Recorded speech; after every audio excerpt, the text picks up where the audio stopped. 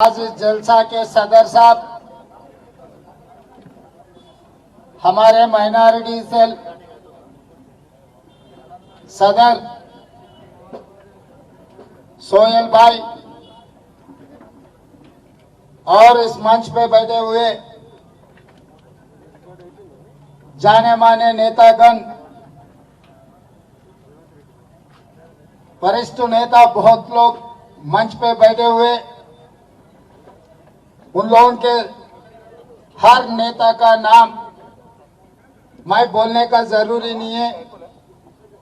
हमारे कांग्रेस पार्टी कार्यकर्ता, खासकर हमारे माइनॉरिटी भाइयों ने आप लोग सब जानते हुए, और इस जलसा में 4-5 घंटे से भगर पानी सब छोड़कर ये जलसा को कामयाबी करने के लिए हमारे मुसलमान बहना, हमारे भाइयों ने 5 घंटे से यहाँ बैठा हुआ है कि कांग्रेस पार्टी को माइनॉरिटी भाइयों ने कितना प्यार करते हैं, कितना मदद देते हुए यहाँ इंदिरा पार्क धरना चौक में देखे तो पता लगेगा। भाई, इस जलसा का मतलब कोई चुनाव नहीं है। इस जलसे में हमारे कांग्रेस पार्टी वरिष्ठ नेतागण आप लोगों को वोट मांगने के लिए ये जलसा नहीं बना है। ये जलसा बना है इसीलिए ये देश को आजादी दिलाने के लिए कांग्रेस पार्टी ने बहुत सारे कुर्बानी ने दिए, और इस देश में जो निजाम सरकार ने चलाया था, हैदराबाद स्टेट, ये हैदराबाद स्टेट को ये टुकड़े ले जाके कर्नाटक में डाले, दूसरे टुकड़ा ले जाके महाराष्ट्र में जमा कर दिए, तीसरा टुकड़ा आंध्र प्रदेश में मिला है। 70 साल सरकार चली। ये 70 साल में अपने भला के लिए अपने हैदराबाद जो निजाम नवाब ने जो छोड़कर चला गए, उनके निशाने, उन जो उम्मीद रखकर जो आंध्र प्रदेश में मिला है, वो उम्मीद पूरी नहीं हुए। इसीलिए हमारे बच्चे, हमारे नौजवानों नौकरी के लिए, इज्जत के लिए, हैदराबाद तरक्की के लिए कुर्बानी दिए, तो ये और आगे कुर्बानी कोई नौजवान कुर्बानी नहीं देना। अगर तेलंगाना में 4 करोड़ लोगों के लिए, उनके भला के लिए तेलंगाना प्रदेश बना है, तो ये तेलंगाना प्रदेश में हमारे माइनॉरिटी भाइयों ने उनके तरक्की चलेगा, उनके तरक्की बनेगा बोल के श्रीमती सोनिया जी अपने तेलंगाना प्रदेश को अपने को दिए। मैं ये बात पूछना चाहता हूं इस मंच पे, इस मंच से हमारे माइनॉरिटी भाइयों ने, आप लोग सोचो, आप लोग चर्चा करो, गली में चर्चा करो, मस्जिद में चर्चा करो, दरगाह में चर्चा करो, दर्जा से प्रगति भवन में चर्चा करो। जब जब कांग्रेस पार्टी सत्ता में था, तब तब हमारे माइनॉरिटी भाइयों का तरक्की चला। 7 साल हो गए तेलंगाना हासिल कर लेके। मैं ये बात पूछना चाहता हूं इस मंच से, 4% रिजर्वेशन दी कांग्रेस पार्टी ने। ये 4% रिजर्वेशन दिलाने के लिए गुलाम नबी आजाद साहब ने कितना कोशिश किए। हमारे बीच में है सो हमारे बड़े भाई शब्बीर अली साहब ने कितना मेहनत की है, आप लोगों को याद दिलाना चाहता हूं मैं। जिस दिन राजशेखर रेड्डी साहब ने मुख्यमंत्री था, तब दलित से भी दलितों से भी बहुत गरीब में ये मुसलमान भाइयों जी रहा है। उन लोगों के लिए पढ़ाई में, सरकारी नौकरियों में अगर रिजर्वेशन दिए तो आपके लड़का लड़की डॉक्टर बने, इंजीनियर बने, लॉयर बने, आईएएस बने, आईपीएस बने, ये देश को चलाए, तब आप लोगों का तरक्की होगा।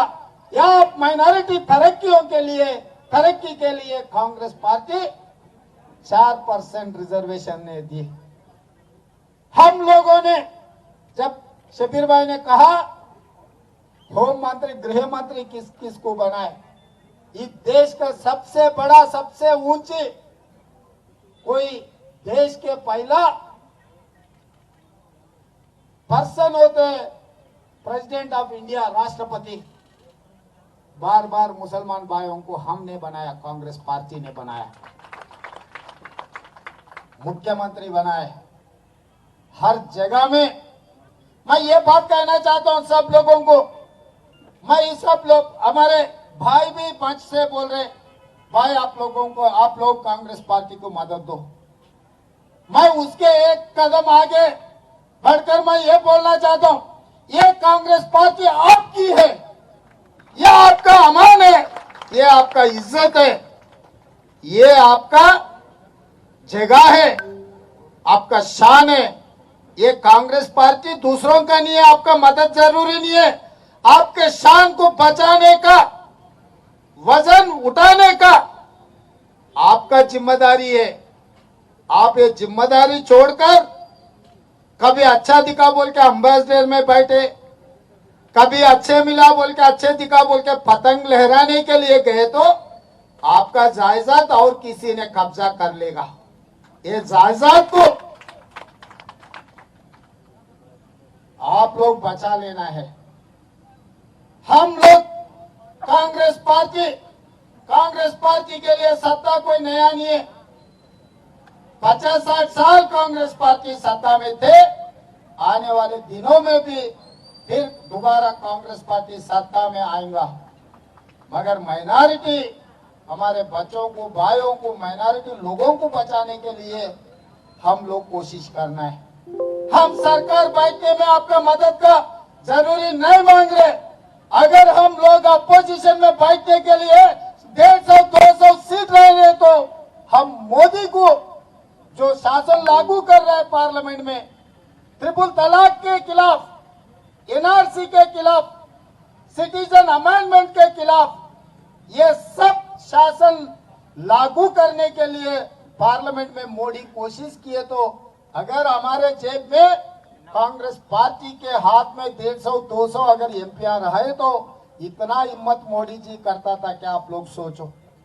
आप लोग ये समझ रहे कि भाई हम केसीआर को वोट दे रहे, भाई हम असद साहब को वोट दे रहे, और कहीं गए तो जगनमोहन रेड्डी साहब को वोट दे रहे, और कहीं गए तो समाजवादी पार्टी को वोट दे रहे। मैं एक बात पूछना चाह रहा हूं, ये लोग हिम्मत से मोदी के खिलाफ लड़ेगा क्या? आप बोलो।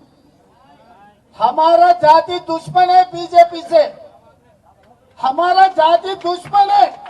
ये हिंदुस्तान में, ये दुनिया में मोदी को रोकने का ताकत खाली कांग्रेस पार्टी को है और किसी को।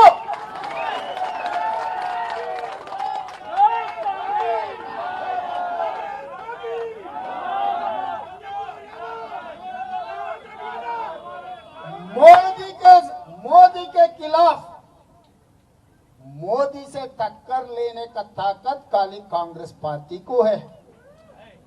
ये तेलंगाना से अगर आप लोग 10-12 एमपीओ को कांग्रेस पार्टी को जिता के दिल्ली भिजाए तो आपके आवाज बनकर, आपके दिल के धड़कन बनकर हम लोग आपके तरफ आवाज उठाते थे। मगर छेवल्ला पार्लियामेंट में 10-12 हजार से कांग्रेस पार्टी को हराए। जहीराबाद में आप लोग मदद देने के बावजूद भी 4000 वोट कम मिले, वहां पर भी अपना कांग्रेस पार्टी के एमपी हार गए। मैं ये बात पूछना चाहता हूँ, जहीराबाद तो छोड़ो, छेवेला का मैं बात करना चाहता हूँ, जिगर उठाना चाहता हूँ। अब पूरा वोट निकालो, पूरा छेवेला, तांडूर, परगी, विकाराबाद, छेवेला, हर जगह में कांग्रेस पार्टी को मेजॉरिटी वोट मिले। मगर हैदराबाद में घुसते ही महेश्वरम, राजेंद्र नगर में टीआरएस को वोट मिले, मेजॉरिटी मिले। मैं पूरा बूथ देखे, बूथ के हर एक बूथ का हिसाब मैं देखा, जहां जहां हमारे माइनॉरिटी भाइयों है वहां वहां केसीआर साहब को वोट मिले। तो मैं माइनॉरिटी भाइयों, बहुत सारे दोस्त हैं मेरा, बचपन के भी दोस्त हैं, मैं उन लोगों को बुला लिया। अरे भाई क्या किए, ये एरिया में आप लोग अगर कांग्रेस पार्टी को मदद देते तो कांग्रेस पार्टी का एक एमपी बनता था। तो वो लोग बोल रहे थे भाई हम क्या करें। असद भाई ने कहा हम लोग वोट दिए। असद भाई ने ये कहा कार के स्टीयरिंग मेरा हाथ में। हमारा भरोसा असद भाई के ऊपर था, असद भाई के भरोसा केसीआर के ऊपर थे, इसीलिए हमारा वोट हम उधर दिए। मैं दूसरे सवाल पूछा, सही है भाई, कार का स्टीयरिंग असद भाई के हाथ में है, असद भाई को केसीआर के ऊपर भरोसा है, ये सब सही है। मगर जब पार्लियामेंट में ट्रिपल तलाक के बिल आए तो केसीआर साहब, रंजीत रेड्डी साहब जो जीता है छेवेला से, रंजीत रेड्डी साहब ने फिर मोदी के गोद में बैठा हुआ है। ये कैसा हो सकता, ये कैसा हो सकता? अगर कार के स्टीयरिंग असद भाई के हाथ में होता था और वो अगर असद भाई ने जो कह रहा है वो सच है तो केसीआर में कैसे मोदी के गोद में बैठ रहा है, ये सोचो। जो माइनॉरिटी के वोट लेकर जीत लिए, जो रंजीत रेड्डी ने जब ट्रिपल तलाक के, एनआरसी के, सिटीजन अमेंडमेंट एक्ट बिल आए तो इनके हाथ उठे मोदी के मदद में, इनके आवाज उठे मोदी के मदद में। मैं अब यह सवाल पूछना चाह रहा हूं, इस मंच से हमारे तेलंगाना में जितने भी 40-50 लाख लोग मुसलमान भाई बहनों हैं, मैं उन लोगों को एक सवाल उठाना चाहता हूं। ये सही वक्त पे जब मोदी को मदद देने वाले को आप वोट देने के वजह से ये सब हो रहा नहीं हो रहा, आप लोग सोचो, सुकून से सोचो। बच्चे को, बाल सबको घर में बिठा के खाना खाने के बाद आप लोग सब आपस में बैठ के बात कर लो, चर्चा करो। मैं इसीलिए मैं हमारे मुसलमान भाइयों से एक ही गुजारिश है, अभी हम लोग वोट के लिए ये जलसा नहीं लगाए, हकीकत बोलने के लिए ये जलसा लगाए। किसके वजह से माइनॉरिटी लोगों का नुकसान हो रहा है, किस लोगों के वजह से ये नुकसान अपने को पहुंचा रहा है, किसने पहुंचा रहा है, किसने कर रहा है? मोदी जो नुकसान कर रहा है वो नुकसान पहुंचाने में हिस्सेदार है केसीआर और असद भाई ने। ये केसीआर असद भाई को देखकर कांग्रेस खिलाफ अगर आप वोट दिए, वो वोट जा रहा सीधा सीधा मोदी को। इसीलिए मैं ये याद दिलाना चाहता हूं, जब यही केसीआर ने कहा अपने रिजर्वेशन के बारे में, अपने गरीबी के बारे में, दलितों से भी नीचे है माइनॉरिटी बोले तो, ये 10 लाख बांटने का काम क्यों माइनॉरिटियों को नहीं दे रहा है? जो न पढ़े लिखे जो बच्चों को छोड़कर, जो ऑटो चलाने वाले, टैक्सी चलाने वाले, पान डब्बा चलाने वाले को, साइकिल पंचर डालने वाले को, अगर 10-10 लाख लोग अगर उन लोगों को मिले तो उनका तरक्की बनेगा ना, तरक्की के लिए वो लोग काम कर लेगा।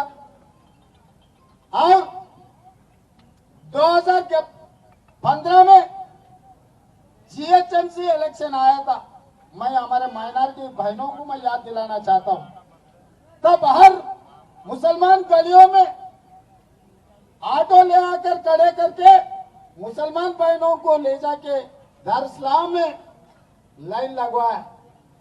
7 एमएलए, माइनॉरिटी एमएलए बैठकर उसके लेटरहेड के ऊपर दस्तखत कर दे के इलेक्शन होते ही आपको डबल बेडरूम घर मिलेगा। अभी शबीर राणा बोले हमारे अजमत भाई बोल रहा सुधीर कमीशन के हिसाब से 43% कुछ कम 50% मुसलमान भाइयों किराए के घर पे रह रहे हैं। ये लोग सोचे अरे बहुत सारे दिन हम लोग कांग्रेस पार्टी को वोट दिया और दूसरे पार्टी को दिए, इस बार केसीआर को वोट दिए तो हमको घर मिलेगा। मैं ये पूछना चाहता हूँ 7 साल हो गए, इतने भीड़ है, भीड़ में किसी को डबल बेडरूम घर मिला? मेहनत भाइयों को कोई है? नहीं मिले सवाल है, हाथ उठाओ। फिर सब आता नहीं मिले, हमारे भाई बहना आपको मिले, बहन आपको मिले क्या घर? नहीं मिले तो हाथ उठाना। फिर इतने सारे लोग हाथ उठा रहे, किसी को घर नहीं मिला, किसी को 10 लाख नहीं मिला, किसी घर में किसी बच्चे को नौकरी नहीं मिले। फिर ये पूरा किस लिए हो रहा? ये बेरोजगारी क्यों फैलते जा रहे? केसीआर के वजह से। केसीआर किस लिए बच जा रहे? असद भाई के वजह से। तो जब अब दुश्मन को मारने के लिए हमारे माइनॉरिटी भाई तैयार हो गए तो असद भाई आके बीच में खड़े रह रहे। पर ये कोई आपको राजनीति में कुछ फायदा होगा? एमआईएम पार्टी और कहीं तरक्की कर रहा होगा, हमको पता नहीं। पर अब आप लोगों को किसी को घर नहीं मिला, नौकरी नहीं मिला, लोन नहीं मिला। केसीआर को प्रगति भवन 10 एकड़ में घर मिला, सदर साहब को शास्त्रीपुरम पहाड़ के ऊपर सबसे शानदार महल मिला।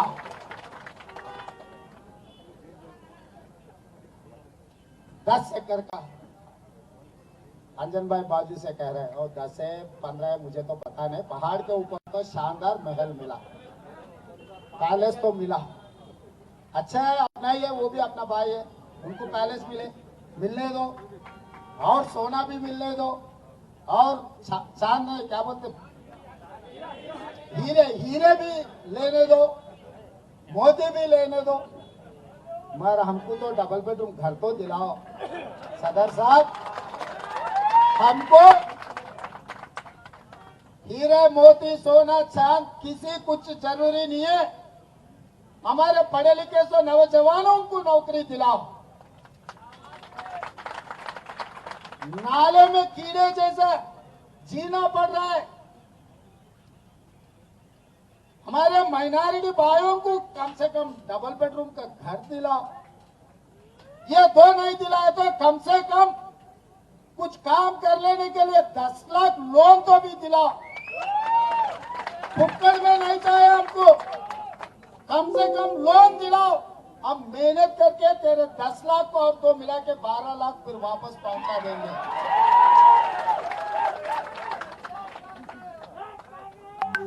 हम ये नहीं मांग रहे शास्त्रीपुरम पहाड़ के ऊपर जो महल है, महल में 1 गज का जगह नहीं मांग रहे। गजवेल में जो फार्म हाउस है, 1000 एकड़ में जो केसीआर साहब का फार्म हाउस है, फार्म हाउस में 1 इंच का जगह भी नहीं मांग रहे हम लोग उधार भी नहीं मांग रहे, बीज नहीं मांग रहे, हम हक मांग रहे। ये हक के लिए हम लड़ेंगे, हम मरेंगे। आप लोग तैयार है क्या?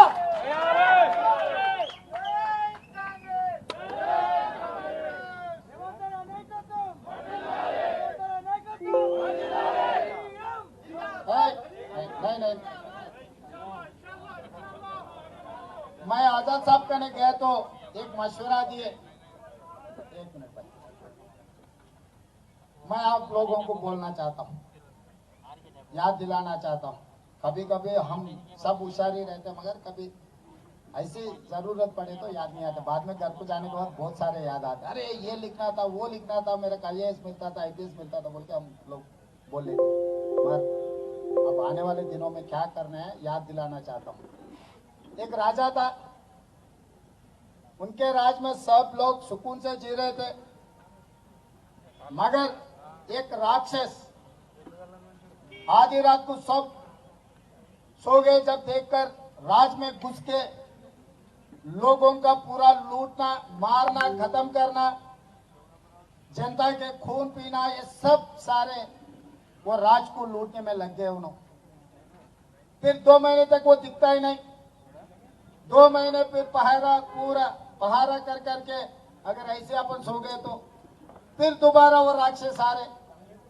तो राजा ने ये किया, पूरे नौजवान बंदों को पूरा तैयारी करे, पूरा अलर्ट के 2 महीने के बाद फिर आया राक्षस। ये सब लोग मिलकर राक्षस को पकड़ लिए, झाड़ को बांध दिए, पैर का पर तोड़ दिए, हाथ का हाथ तोड़ दिए, गला काट दिए, सब काट दिए। फिर भी वो नहीं मर रहा। कुछ समझ में नहीं आया राज को। अरे राक्षस को तो हम पकड़ लिए, झाड़ू को बांध दिए, उनका पैर काट दिए, हाथ तोड़ दिए, गला काट दिए, सब काट दिए, मगर वो तो मर रहा नहीं।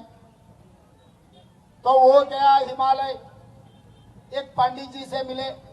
पंडित जी को पूछा कि भाई मेरा राज में ऐसा हो जा रहा है, एक राक्षस ने पूरा मेरा राज को सत्यानाश कर दे रहा है, मैं क्या करना।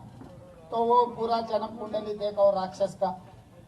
तब वो पंडित जी ने ये कहा, राजा उनको हाथ काटो, पैर काटो, दिल तोड़ो, गर्दन तोड़ो, कुछ भी तोड़ो, वो मरने वाले नहीं है। उनका जान है तोते में। वो तोते हैं 7 समुंदर के पार कहीं छुपा के रखा। अगर कोई राक्षस को मारना है तो तोते को मारो। वो सुन लिया आगे, राक्षस करने नहीं गया। महाराजा सीधा सीधा उनके नौजवान लड़कों को बोले 7 समुंदर के पार आगे तोता है, तोता को मार दिए तो काम हो जाएगा। ये बंदे सब लोग गए, तोते को उठा के राज में लाए। तब सबके सामने एक एक हाथ पैर ये वो, बाद में गला भी दबा दिए। राक्षस तो मर गए। तो तोते को पकड़ना। अभी मोदी राक्षस है, मोदी का जान तोते में है। वो तोता है केसीआर में। अगर आप लोगों को मोदी को मारना है, गद्दे से उतारना है तो तोते को मारो। तोता है केसीआर, है नहीं? आप समझ रहे, कार को ओढ़ डाल रहे। पर कार हैदराबाद गली से निकलकर दिल्ली जाने के बाद मोदी घर में घुस रहे, कार कमर फूल बन जा रहे। पार्लियामेंट में बिल आए तो सबसे ज्यादा आवाज टीआरएस एमपी लोग दे रहे मोदी को मदद में। फिर वो आवाज कम होना, आवाज को दबाना बोले तो पहले यहाँ कार को टायर का टायर, स्टीयरिंग का स्टीयरिंग अलग अलग निकाल के जुमरात बाजार में बेच देना। इधर उधर बेचा तो फिर वो ऐसा किया पूरा जमा करके फिर फिटिंग करेगा। जुमरात बाजार को कार भिजाए ना, फिर भगवान को भी नामुमकिन हो जाएगा, नामुमकिन हो जाएगा उसको जोड़ने में। अगर भगवान चाहे भी, अल्लाह भी चाहे तो भी फिर कार तो जोड़ेगा नहीं। वो कार को जिम्मेदार बाजार भिजाना है। जो स्टीयरिंग जिनके हाथ में उनको दवाखाना को चलाना है। जिसके हाथ में स्टीयरिंग है वो बाइक को दवाखाने को भिजाना है, इलाज करने के लिए। कार को तो जिम्मेदार बाजार भिजाना है। मेरे कोई दुश्मनी है किसी से, वो मेरा दुश्मन ही है, अपना ही भाई है, अपने परिवार के है, मगर थोड़ा बिगड़ा हुआ है, बस उतना ही। बिगड़ा हुआ भाई को फिर घर पे ला लेना, क्योंकि वो अपना ही है। कुछ भी हो, 2-4 थप्पड़ मारना, फिर घर पे ला लेना, होता ही है नहीं। अपने छोटे भाई अगर, अपने बड़े भाई अगर कोई कुछ 19-20 किए तो शबीर भाई जैसे बड़े लोग, बड़े नेता लोग बिठा के हम लोग आपस में लड़ लिए। मैं अगर अजमत लड़ लिए समझो, शबीर भाई जैसा बड़े आदमी बुला के, अरे ऐसा नहीं करना, नहीं नहीं ऐसा बोल के समझा के चलाने के लिए, घर चलाने के लिए बोल देते। अब इसीलिए मैं सोहेल भाई को ये गुजारिश करना चाहता हूँ इस मंच पे, बहुत शानदार, बहुत दिन के बाद हैदराबाद शहर में कांग्रेस पार्टी और माइनॉरिटी भाइयों का आवाज सुनाने के लिए मौका दिए। ये मौका यहीं छोड़ने का नहीं है। हर जिले में जाना, वो आवाज ऐसे पहुंचाना, हर गली में, हर गरीब घर को पहुंचाना, दिल को पहुंचाना, हर दिल को जागरना, हर आदमी को जाकर आने वाले चुनाव में कांग्रेस पार्टी सत्ता में आए तो मुसलमान भाइयों का तरक्की बनेगा। उनके पढ़ाई लिखने के लिए जो 2 लाख नौकरियां खाली पड़ा हुआ है, 10-12% मुसलमान भाइयों को नौकरी मिले तो भी 20-25 हजार नौकरियां मिलती। 20-25 हजार अपने लड़की लड़कों को अगर नौकरी मिला, मैं शबीर भाई को और यहाँ एसओ वाले को याद दिलाना चाहता हूँ। श्रीशैलम में जो पावर हाउस जल गए ना, एक मुसलमान लड़की वो पावर हाउस में शहीद हो गया, तो उनके परिवार को हम लोग अच्छा बुरा पूछने के लिए उनके परिवार को मिलने को गए। उनके वाली साहब ने ये कहा, साहब अल्लाह ने तो लिखे गए, मगर मेरा लड़की जो इंजीनियरिंग पढ़ी, नौकरी मिली कांग्रेस की वजह से, 4% का रिजर्वेशन देने की वजह से है मेरे घर में दुख। फिर भी मैं शुक्रिया अदा करना चाहता हूं कांग्रेस पार्टी को। मेरा लड़की इंजीनियरिंग फीस रियम्बर्समेंट के साथ, रिजर्वेशन के साथ पढ़ी, मेरे बेटी इंजीनियर बनी कांग्रेस की वजह से, नौकरी मिली कांग्रेस की वजह से, मगर केसीआर की वजह से मेरे लड़की का जान चला गया। हम तरक्की के लिए काम किए तो केसीआर साहब ने अपने जान लेने के लिए कोशिश कर, मजहब को टुकड़े टुकड़े करने में लग गए। ये टुकड़े टुकड़े पार्टी में वो शामिल हो गए। ऐसे टुकड़े टुकड़े करने वाले को शहर छोड़कर भागना। वो लोग ये जो भी दलित बंधु या गिरिजन बंधु जो भी दे रहे गांव में दे रहे, अच्छा ही है। माइनॉरिटी बंधु दिए तो शहरों में जो मुसलमान गरीबी से गरीबी है ना, उन लोगों को मिलेगा ये पैसे। इसीलिए हम लोग इस मंच से केसीआर को ये याद दिलाना चाहते हैं, हमारे माइनॉरिटी वोटों से तुम गद्दी पे बैठे, अगर देना है तो हर गरीब मुसलमानों को 10 लाख रुपए दो। अगर हम खींच लेना है तो तेरे गद्दे खींच लेंगे, पैसे भीख मांगेंगे नहीं। वो गद्दे हमारा है, हम बैठेगा, हम दस्तखत कर लेगा। जो माइनॉरिटी कमीशन है, जो वक्फ बोर्ड के जो जुडिशियल पावर्स बोले हमारे भाई लोग, कांग्रेस पार्टी पहले दस्तखत लाल बहादुर स्टेडियम में बनाएंगे आपके सरकार, सबके सामने, 4 करोड़ लोगों के सामने ये दस्तखत होगा कांग्रेस पार्टी के ओर से। कोई भी बने चीफ मिनिस्टर, मगर मैं इसका जवाबदारी मैं बनता हूँ। कांग्रेस पार्टी के तेलंगाना के सदर होते हुए वो मेरा जिम्मेदारी है, क्योंकि मुख्यमंत्री बनने का सब पार्टी निर्णय करेगा, मगर अभी मैं जिम्मेदारी मैं उठा रहा हूँ। ये जो माइनॉरिटी स्पेशल बजट में लगाने का और वक्फ बोर्ड के जो जुडिशियल पावर्स दे के आपका जो भी प्रॉपर्टी से बचाने का और माइनॉरिटी तरक्की के लिए मैं जिम्मेदारी उठाता हूँ। आपके भाई समझकर, आपके दोस्त समझकर, आपके साथी समझकर आप लोग कांग्रेस पार्टी के साथ कदम कदम आगे चलो। ये सब काम करने का जिम्मेदार मैं उठाता हूँ यहाँ।